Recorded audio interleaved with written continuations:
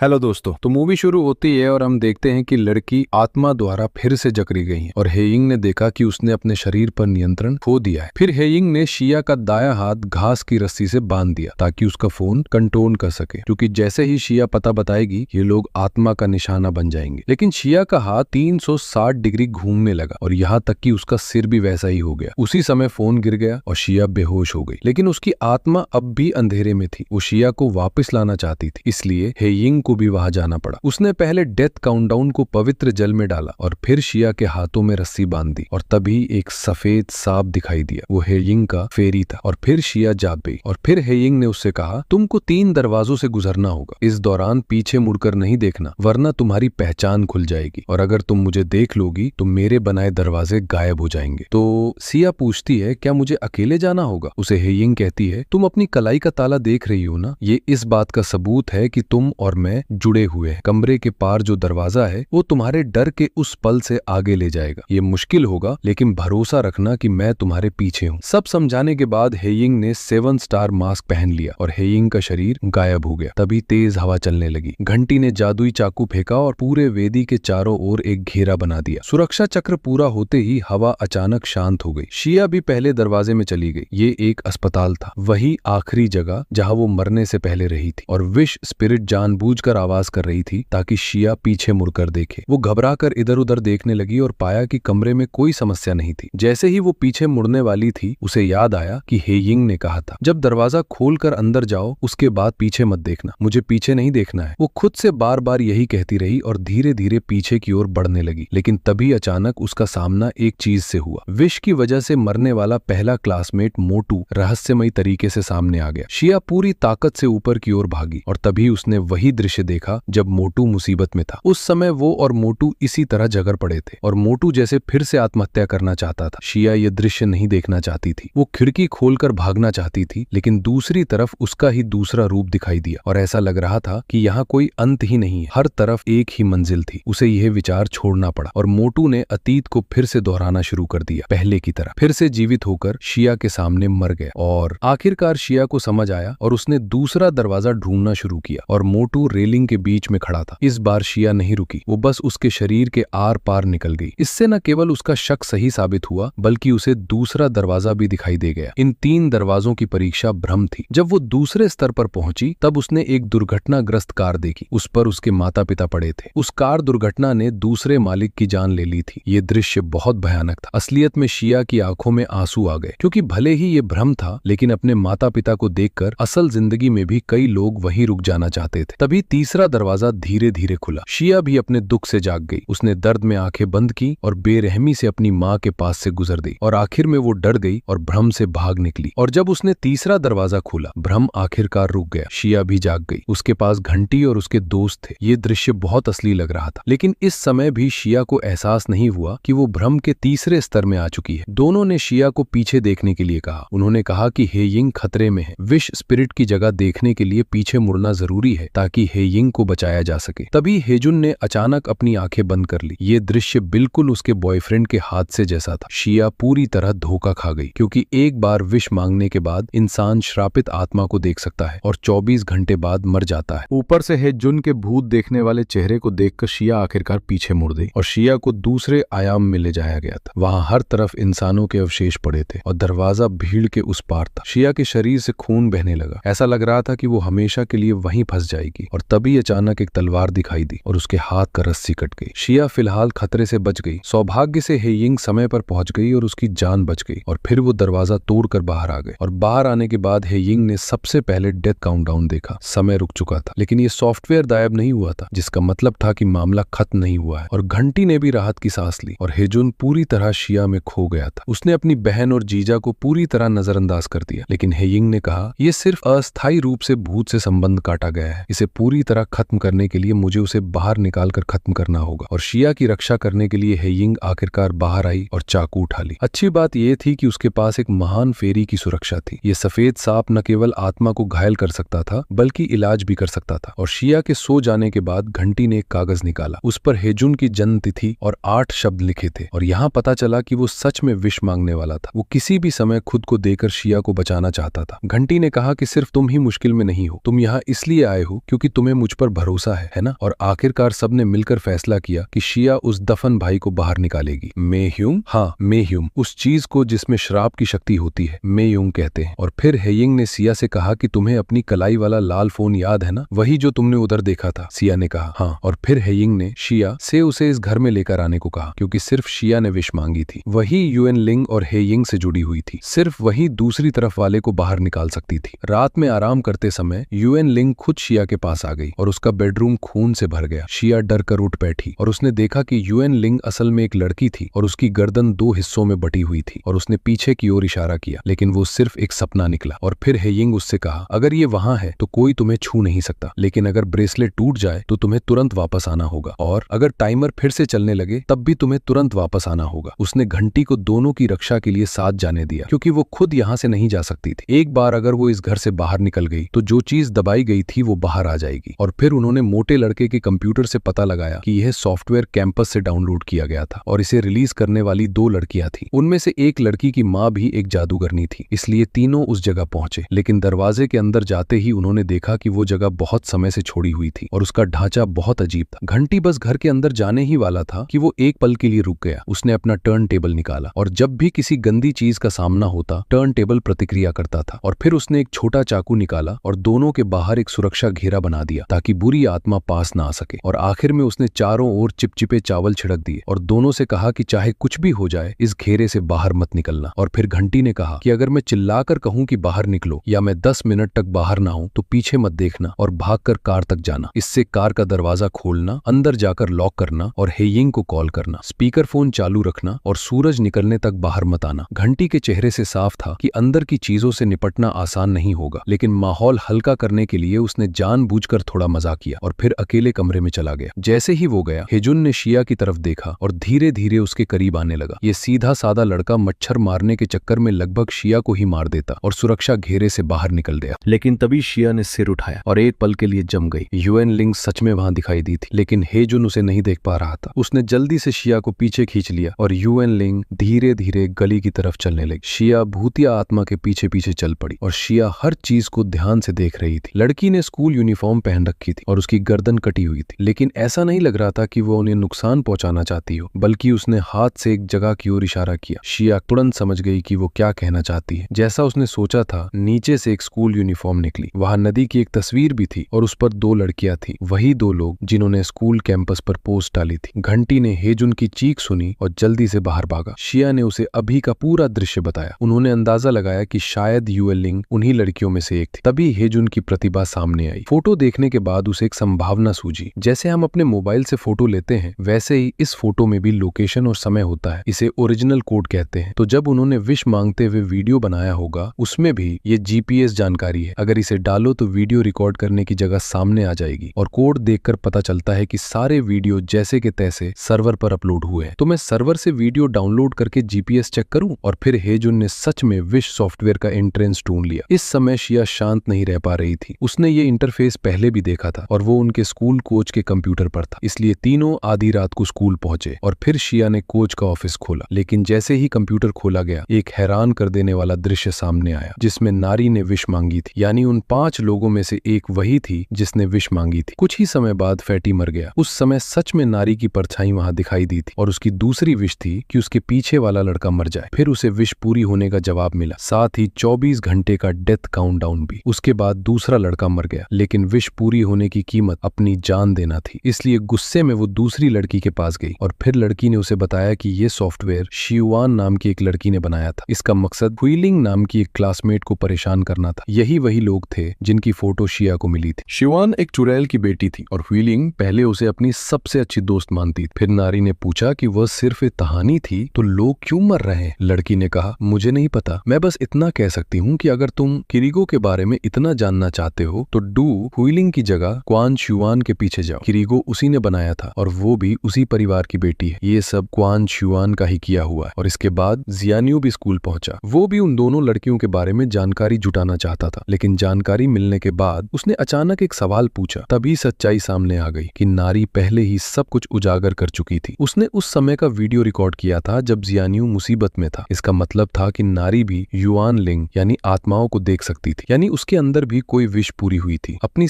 सच्चाई उजागर होते देख नारी का डरावना रूप फिर भी बाहर आ गया। तभी अचानक एक कीड़ा उसके शरीर में घुस गया। उसी वक्त घंटी का कंपास जोर से बजने लगा, जिसका मतलब था कि आत्मा प्रकट होने वाली है। जब घंटी शिया और जियानियों को ढूंढने गया तभी वो कीड़ा पूरी तरह सक्रिय हो गया। नारी ने जियानियों पर हमला कर दिया और उसे चुप करा दिया। इस समय तक नारी पूरी तरह श्राप के कंट्रोल में आ चुकी थी। वो मुड़ी और वहां से चली गई। तभी युआन लिंग ने जियानियों को ढूंढ लिया। वो धीरे धीरे हवा में उठने लगा और तभी सही समय पर घंटी पहुंच गया और उसने जियानियों को बचा लिया। लेकिन उसी पल जादुई हथियार फिर से कांपने लगा। कांच का एक टुकड़ा टूटकर उड़ा और घंटी की दाईं आंख के पास जा लगा। उसी धुंधले पल में उसने एक महिला भूत की परछाई देखी, बस एक झलक के लिए। और यहीं इस एपिसोड का अंत होता है।